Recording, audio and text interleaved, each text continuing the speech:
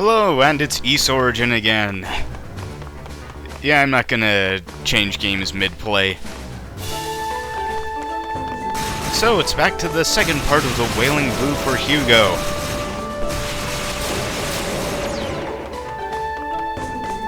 Last time we got the Mask of Eyes, and we're gonna be using it in the exact same places as we did when we were playing as Unica.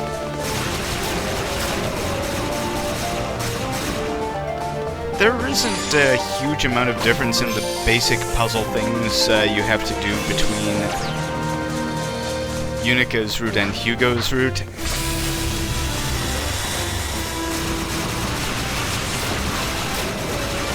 There are just some small differences in approach or items or whatnot.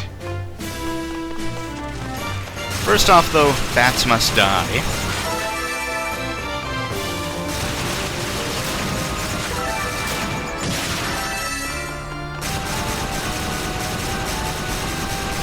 Haha, this is for Castlevania Bloodlines!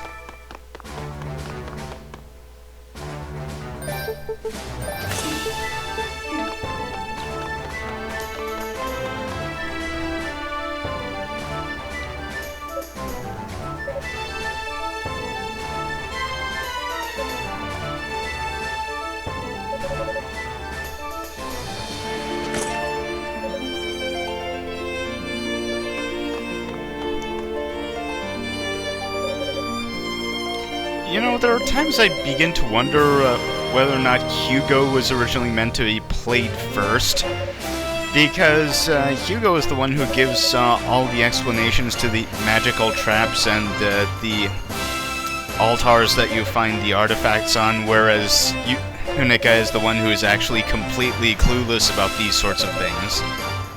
Anyway, we found Rico again.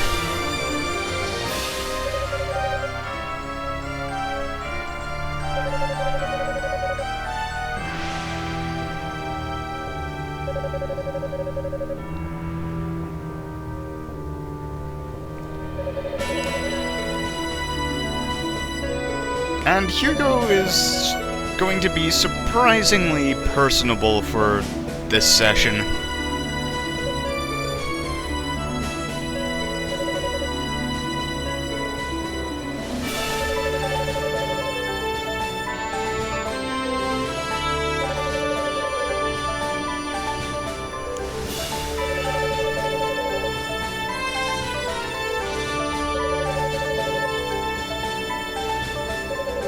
Let the magic do its job.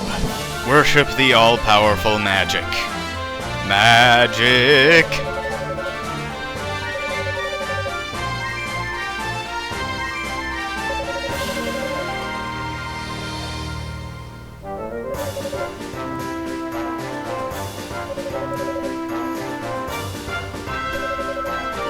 Wow! Again, I'm kind of surprised that the people of Ys in this enlightened, powerful, magical utopia,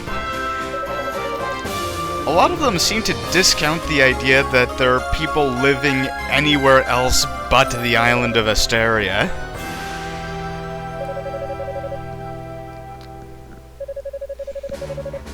Considering that the Ys world is actually about as big dimension-wise as our world,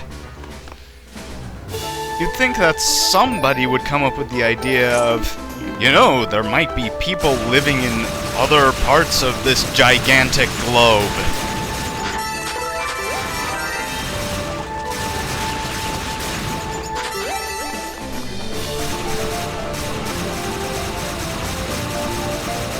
Then again, I'm not entirely sure they even needed to think about that sort of thing until now.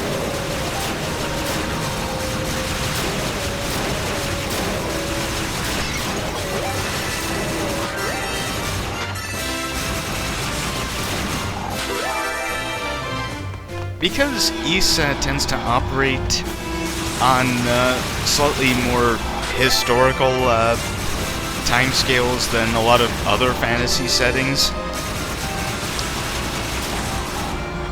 it's quite possible that the Roman Empire did not actually exist at that point.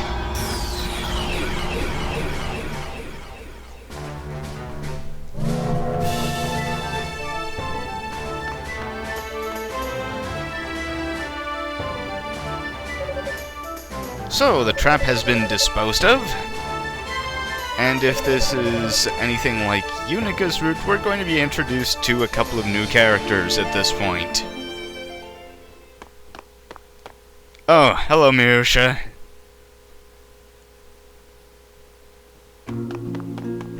Grab.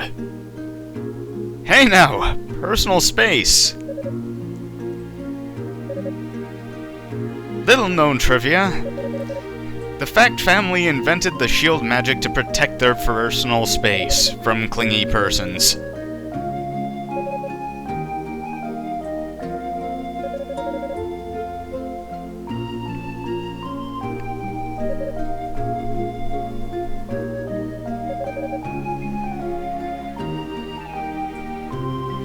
We are going to be seeing a lot of Miusha and Cadena in this playthrough.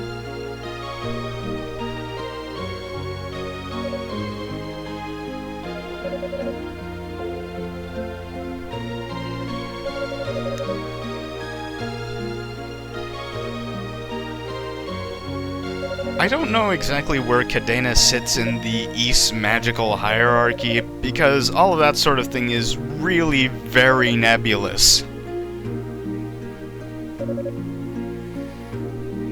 Then again, it's not like Ys has a typical government, considering that it's not really a theocracy, it's more of a deocracy.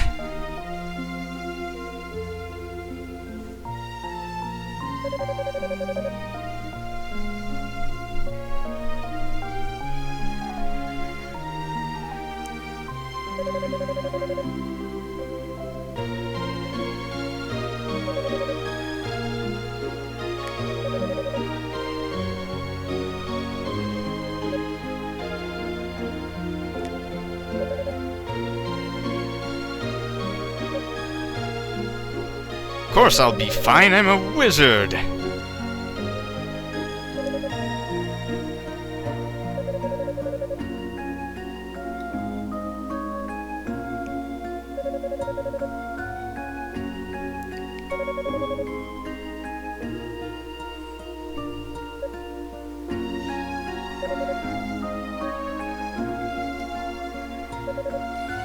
Yeah, I know they tried to play it as an sort of unrequited affection sort of thing with Miusha, but there are some points in Hugo's story where Miusha comes off as sort of a female version of the internet nice guy.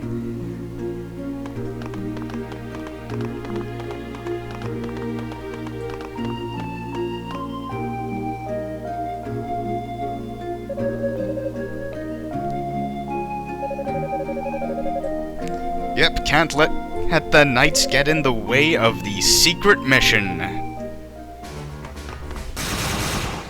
Now that we're free of the other wizards, it's time to move on. More bats that must be destroyed.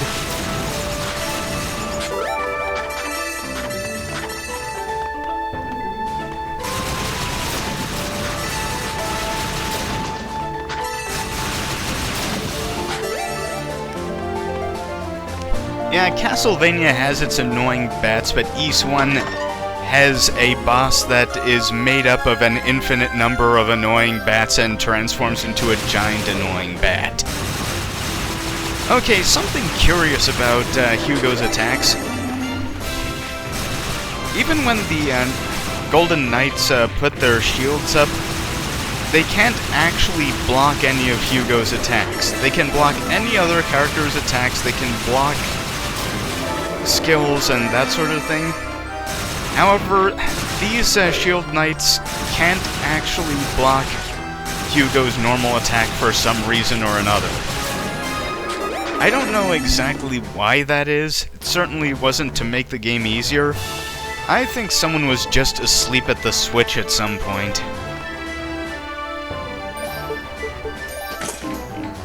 Oh yeah, remember to equip the boots. Armor is good.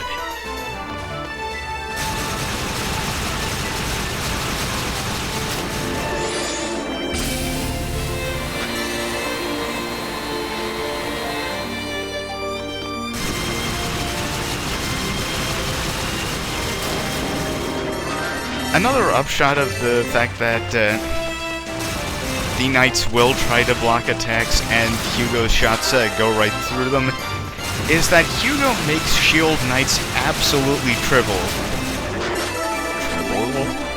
Absolutely trivial.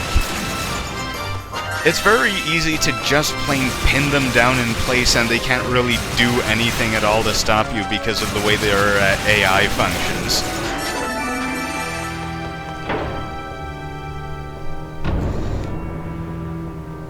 Of course, trying to combine AI plus East enemies is a bit of a contradiction in terms.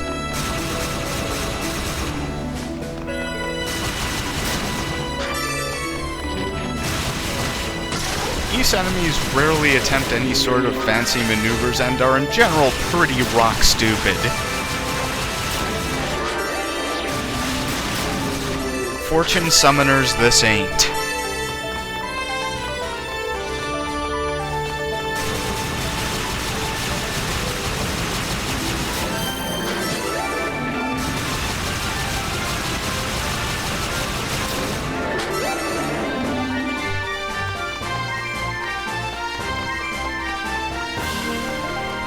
If you want to see exactly how ridiculous this whole pinning knights in place thing is, well, here's pretty much the best example you'll find in the whole game.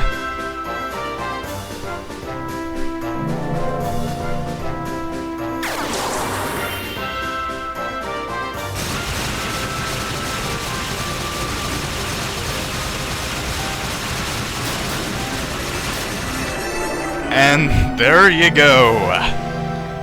The horrible tenacity and ferocity of demonkind, everybody.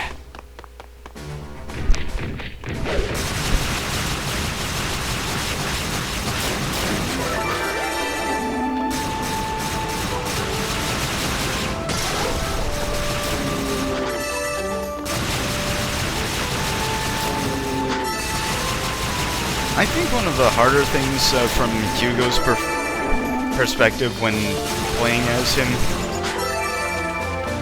is that there's a great deal more button mashing involved because characters who depend on melee attack with melee combos, and every successive hit in a melee combo, the usual 6-hit combo that Unica has, or some other guy has, I don't know. Every successive hit in that combo actually gets a boost to its attack power, meaning that the same 6 hits from a melee combo versus Hugo's shooting will actually end up doing more damage, even if stat-wise the characters have the same attack power.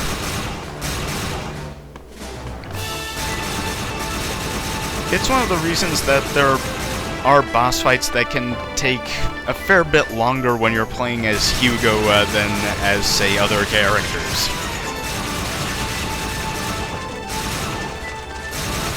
This is generally balanced out by the fact that Hugo has more opportunities to attack due to his range. However, there are some bosses where there is a significant time difference, depending.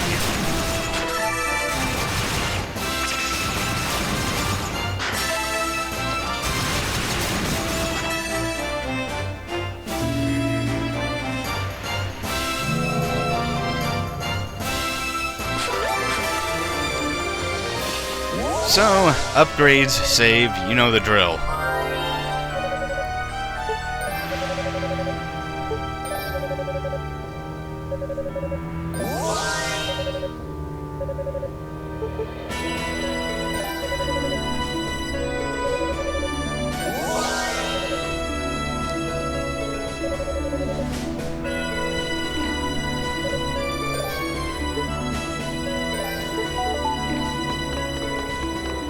Okay, crank open this door.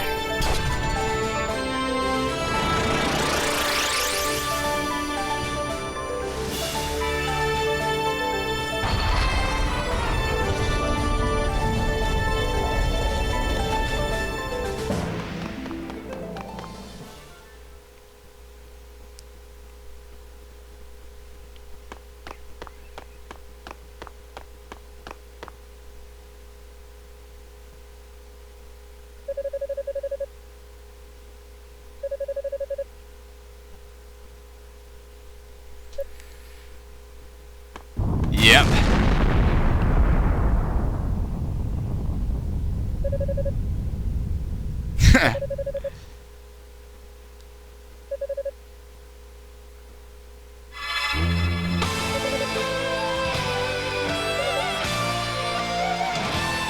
Okay, Velgunder is a boss fight that takes much longer as Hugo, but is actually much less dangerous. Hugo can very easily destroy all of the grubs that spawn, and Velgunder's poison bubbles don't actually count towards hitting Hugo's wind magic. Because the way the game works is that any wind magic can harmfully dissipate those bubbles.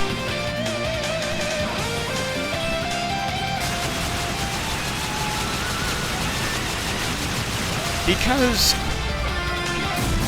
Hugo can attack from a distance, he's in much less danger of actually eating any of Velgunder's attacks.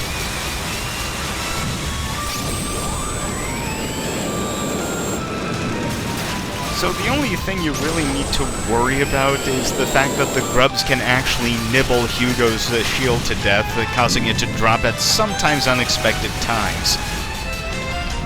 However, if you know to keep your spacing correctly, the only damage you should take in this fight as Hugo is actually from the grub nibbles, which only ever do 1 hit point of damage apiece. So, really, Velgunder is pretty much no threat to Hugo at all.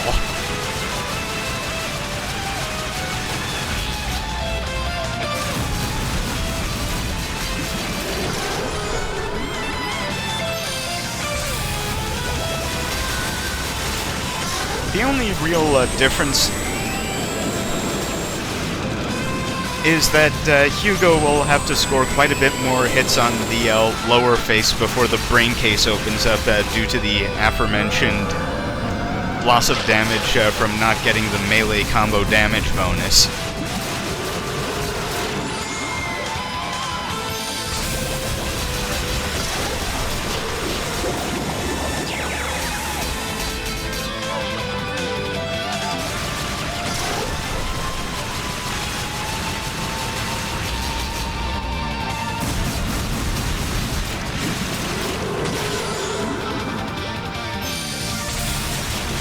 Of course, the idea that the ranged character has by far the easiest time with Velgunder is kind of fun for me, because I remember East 2.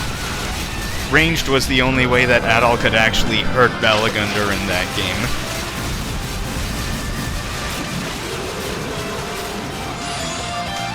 By the way, when I say that Hugo is the first primarily ranged character in the East series, the Turbo CD version of Adol in East 2 does not count, no matter how overpowered the fire magic was. Anyway, that's it for Velgunder. I took a total of 4 damage, all of it from grubs.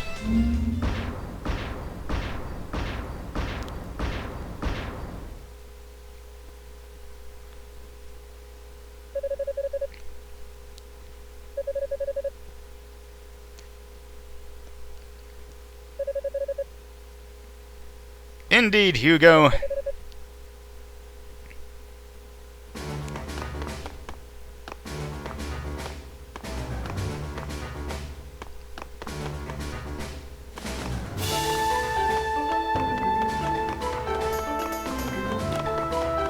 And this brings us to a rather familiar place.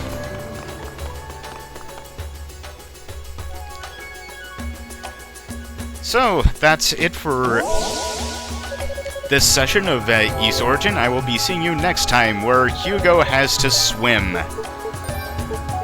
Well, maybe not.